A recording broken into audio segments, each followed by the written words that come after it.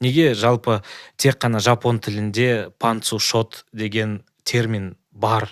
О не деген сөз? Панцу шот ағылшын сөзінің пенс деген сөзінің жапондалған варианты. Пенс, трусики. Жалпы іш киім, шот — это ракурс.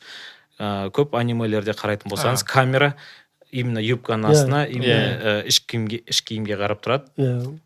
Әдейі насихаттаған. Жоқ, олар мен ойымша олар насихаттау үшін емес, өйткені ол әшейін популярный, ол сатылатын зат болғаннан кейін олар оны көп жасаған. Өйткені оларға индустрияны жалпы дамыту үшін тек қана жалпы сол Бакуманның өзін мысалға алатын болсақ, оларды қанша рет сол Jump издательствосы кері қайтаратын еді, өйткені олардың оқиғасы сатылмайды деп, потенциал жоқ деп кері бұратын еді.